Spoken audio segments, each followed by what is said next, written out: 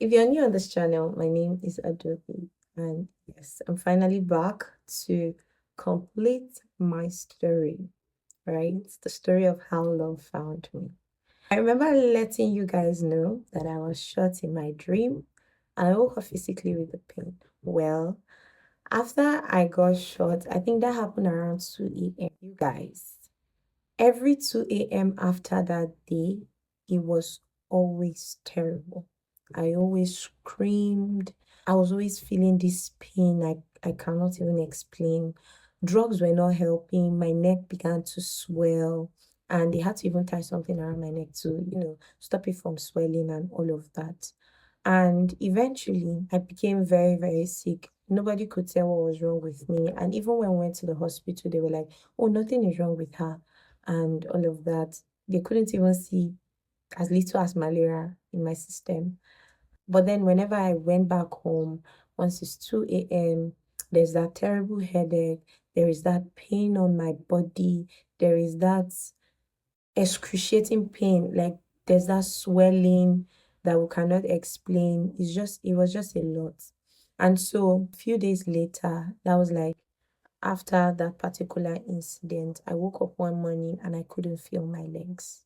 And it first started off as a joke because my mom would, like come check up on me and everything. And the night, I think early that morning, after I had gone through the pain of that day or that morning, she had gone back to her room and, I was fine because she helped me up to the bathroom and I was okay, at least to the extent that I was at the time. And so waking up the next morning, it was time for family devotion and all. I couldn't use my legs. My mom thought, oh, okay, let me just help you up. And she did come to help me up and all. And after she helped me up, I sat down. And after devotion, I couldn't stand up again. And then she was like, no, just try, because like she was like, okay, you just have to try. I know you're weak, but you have to try. And so I stood up and I fell. That was when she knew that it was serious. And then when I fell, I actually, lost consciousness. And so my uncle just carried me, and that was what I was told actually. Carried me, and I woke up at the hospital with drips all over and everything. And they kept running tests and upon tests, and they said nothing was wrong. At some point, they said it was a brain problem, that I needed to do a CT scan and all of that, which we did. And they still said, okay, that it was a brain strain. There was something that they called it, or gave me medications. It felt like the more they gave me medications, it got even much more worse than it always had been. I remember them saying, okay, they were going to put me to sleep. And maybe if they put me to sleep, I'll be able to, be better and come out fine again. And so they tried all kinds of things to put me to sleep. I was unable to sleep. Like the last time I was able to sleep was that night. And then every other time was just, brief, very short and all. And then they were like, okay, my brain needs to rest if I can sleep and all. And so they kept giving me injections upon injections just to let me sleep. You guys, I couldn't sleep. My mom was just by my bedside praying and asking the Lord to help and all. In the night is always as it is. I'm always screaming. And then I remember my dad being one of the days my mom had to go home that night to go be with my siblings, and my dad was the one that took the turn to be with me at the hospital, and he was just crying and praying. At some point, my whole hands were swollen. There was no place to fix drip anymore. The bed sheet was stained with blood from the drip. My hands were swollen so much that the drip now like left my hands and blood was everywhere on my bedspread. It was just a lot. And I remember looking at my dad because it felt like someone was hitting me on my head. And at the same time, it felt like many people were screaming to my ears. And so the more they were screaming and the more they are hitting me on my head, I'm having the headache. It's continuous, it's not stopping. And so I remember looking at my dad and I held his hand and I told him thank you. And I told him that I was tired. And he began to cry. Like that was the first time I saw my dad cry actually.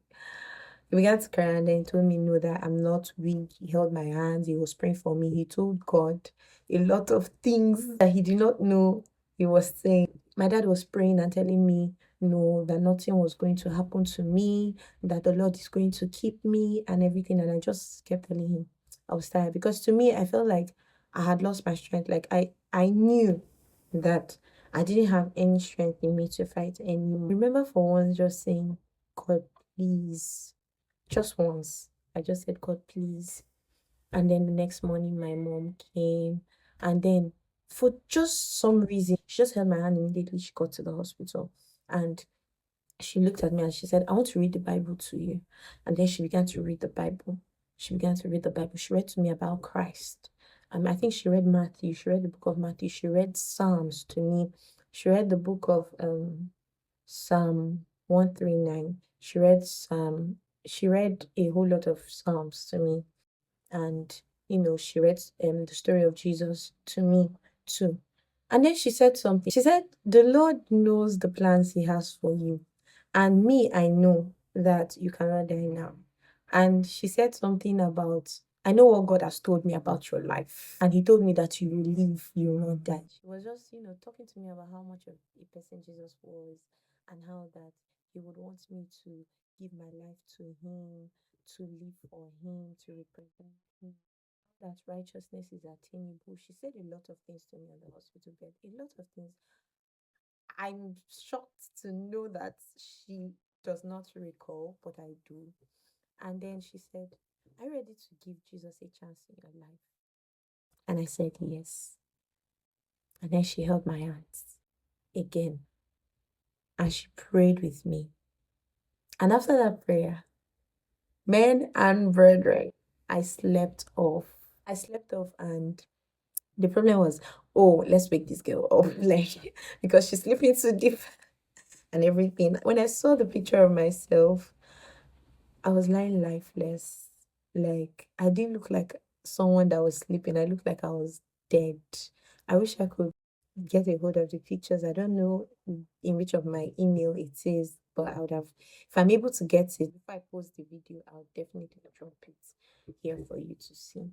So I slept off and I woke up a new person. I woke up new. I woke up healthy. And the doctors were very much, amused, like, what happened? How on earth did this lady that was as she was when she got in here, how is she like this over the space of how many hours and all? But then I left, I was discharged like a day or two after, and yes, I went back home.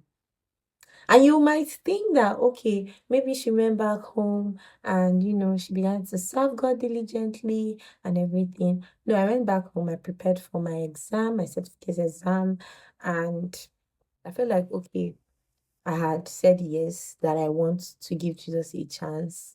And, you know, my life just goes on. I didn't want to get into a whole lot of things. I was like, okay, maybe like I'll get so serious with it after I write my exams and I've gotten admission into the university. And so began to prepare for my exams. One day I was reading and then I had my imaginary friend tell me, you're going to get an admission, but because it's not time for you to go, you're not going to go to school now. And I was like, no, no, no, no, no. Once I get admission, I get into school, I will serve you with all my heart, with all my life, with my education, with everything. And he was like, no, like, it's not your time for you to be in school. And I was like, no, no, no, no, there's nothing like that. And so I just pushed it aside. I was going to church, even more diligent, became more fervent, began to pray, got to read my Bible, yes. And then came the time when I needed to go write the post-UTME examinations and I had to travel to Enugu. And then I remember that the day I was to travel to Enugu, out of the blues, my mom just chose a particular day and she was like, come and start going today. Oh, I know that we wanted to stay like a week before you go, but I don't know, come and start going today. Eventually, that day she said, okay, come and prepare. It's time for you to go for your exams and all. And I was like, okay, no problem. And so I prepared and I traveled to Enugu. I went to Enugu and I stayed at my auntie's place. That's my mom's sister. And God, of all days to be there, it was the day they were having vigils. And I knew very well how vigils hold in that home. Like, it's not 2 hours. I was so pained. I was so angry. Like, this is not what I came here for. Like, I was so angry. I was so pained. I was so disturbed. Like, oh, I don't want to, go on with this video thing. And the fact that I traveled that day is not an excuse not to be present. So I was angry. But then the time for the video came, we started prayers, and I was like, okay, let's just get this done with. And they were already ending when my cousin started. Oh, the Lord is beckoning on somebody here. The Lord is saying a lot of things, right? And I was like, I beg, this is not what I want. So I did like I was going to ease myself, and I went outside. And when I noticed like the prayer is already ending, I will come inside. But whenever I come inside, prayer is starting again. And so I went outside again. And I'd be outside, I'll wait patiently, and then they will be like, for in Jesus' name we pray.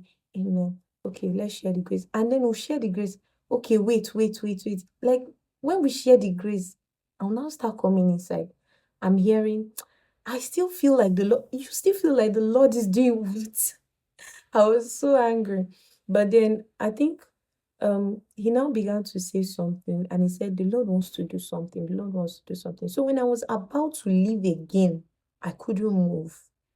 My body just began to shake. It felt like somebody was holding my hands, and I could not explain the feeling that was giving me. It was fiery, it was cold. And all of a sudden, it felt like a hug. And I cannot explain, like, I cannot use words to explain, but last, I found myself on the floor, and I was just crying, and I was just crying.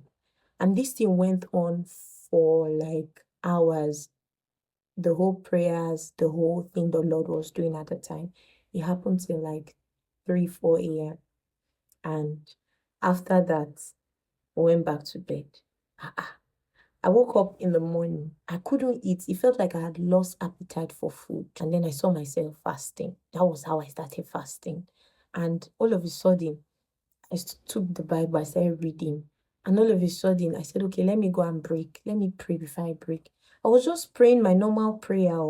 My cousins came to join me, and we began to pray the prayer. And all of a sudden, this was how, like, I don't know how it happened, but all fell, and I began to say a lot of things. I began to prophesy a lot of things. And all of a sudden, it still felt like someone held my tongue and began to control it.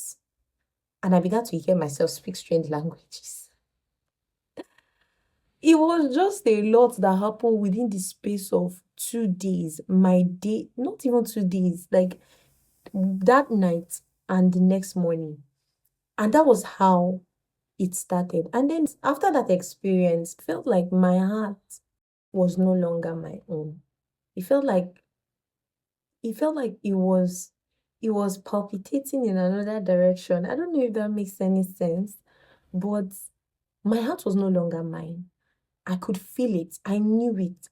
And unlike me, I found myself being like studying scriptures, praying, and when I'm praying in tongues. It was beautiful. It was a lot of things that I cannot even express.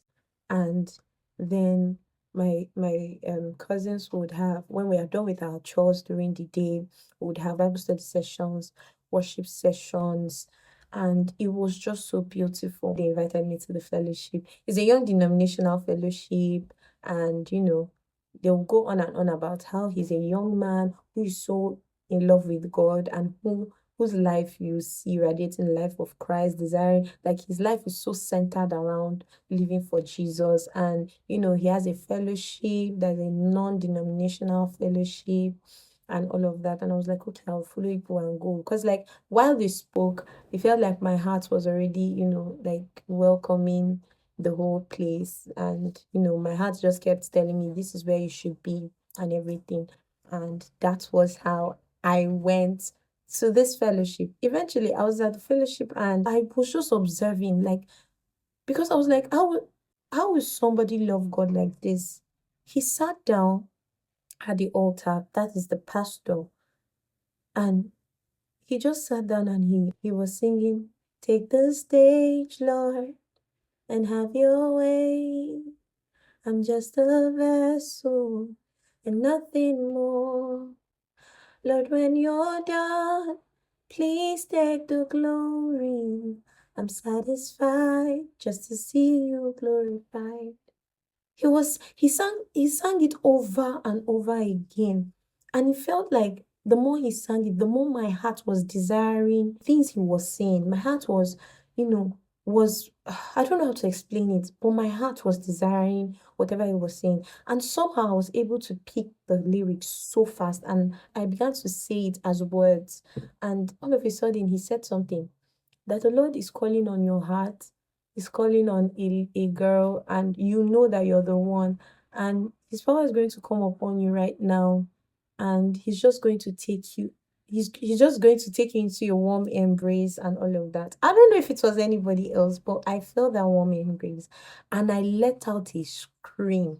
When I got conscious of myself, I was kneeling at the altar and I was saying, "Take the glory in my life, take the glory in my life." And that was when the pastor held my hands and prayed for me. He prayed with me. And that was where I now said, "Jesus, every part of my life, just take it. Just take it."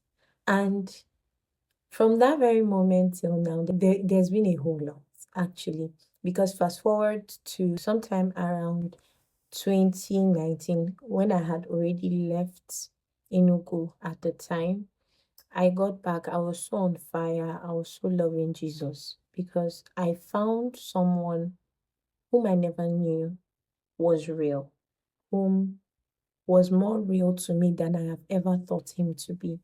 And so I was so in love with Jesus. But then again, there were still a whole lot of things that I did not yet understand. And so I was living like, I was living for Jesus, but I also felt like I still needed to blend in because I was still very much shy, given the fact that there's a lot of, mindsets around people have around, the people who act as believers and all people have a particular mindset around believers. And so I was like, may they not see me, may they not come, they look me one kind. I still have to, blend in and all. And at the time, I got into a private university. And of course, the Lord led me to a group of young women and people who were also so in love with God. And to the glory of God, I'm still very much in contact with a lot of them. And it has been a beautiful journey. But even at the time, I still had a huge part of me that could still compromise to a whole lot of things. Don't get me wrong, even till now, I am still very much a work in progress. But at that time, it was very easy to compromise and very, very easy to, to give, drop this Jesus thing just so that they don't call you names, if you get what I mean. And so before the COVID started, actually, there was a whole lot of things going on in school at the time because I was in school, although I dropped out of that school, which is a story for another day.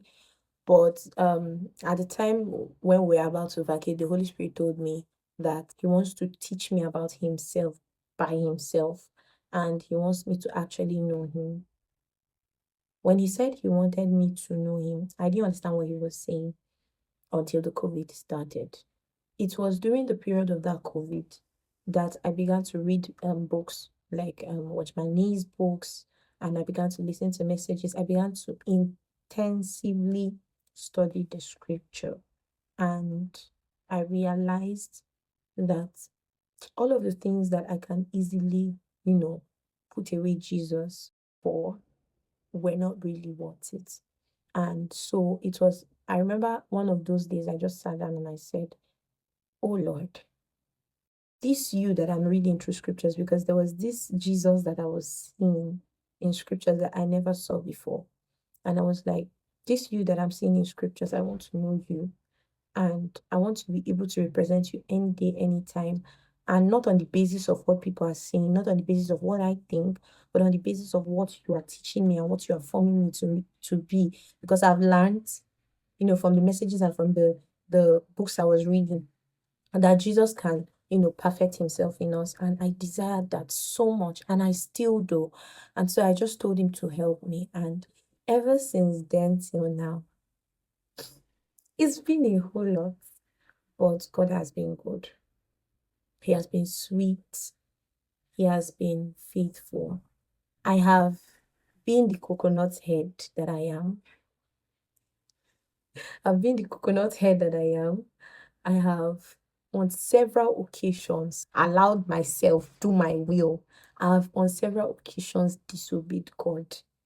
But how that he finds his way to still swoop me into his arms and tell me I love you and still show me mercy and still flog me is just so sweet. And I love that he has given me various people, various experiences to help me, to aid me in the journey into becoming as he is. The life of God is one thing I desire. By his help, I have desired it years ago, and I still do. In fact, by his help, I do now even much more than I have before. And that's because every single day makes me realize how desperately wicked my heart is, how much of a flawed being I am, how much of myself is still very much existent in me. And so I always desire for him to just keep being the God that he is, breaking me, tearing me. Like, left for me, I desire for God to annihilate my heart. I don't know if I pronounced that right. But then I desire for God to. Whenever I talk about my heart, I always love to talk about it as something that should be to be torn apart, because I've seen how desperately wicked my heart is. And getting to realize that Christ can pierce through me, can cut through me, can open me up, can expose me to himself, can, like, I always see my heart as that sacrifice of the priest, right? Whereby he do not just only tear the animals into shreds and keep parts that are not supposed to be given to God away, is that he cuts every part, delicately, and burn up the parts that should be given to God, and it is pleasing to the nostrils of God. That's always what I have in my head whenever I'm thinking about my heart. Like, Lord, can you just terminate it? Do what you want with it, so that as long as I can look like you, it's my desire. And yes, I think with his help, I'll always keep desiring it. And yeah, that's it for this video. That is how love found me. Maybe I'll come and tell another story some other day, and I don't know, but like, that's it for how love found me. And yes, love is still finding me every day. I'm still letting love find me. I'm surrendering to love. I'm being helped. I'm growing. I'm still that imperfect girl that desires to be perfected. And I believe that the Lord is doing a lot. And I will keep giving myself, with his help, to the a lot that he's doing, because I know I have coconut head. But until I drop my very next video, Kodi Kanya Furo. Bye.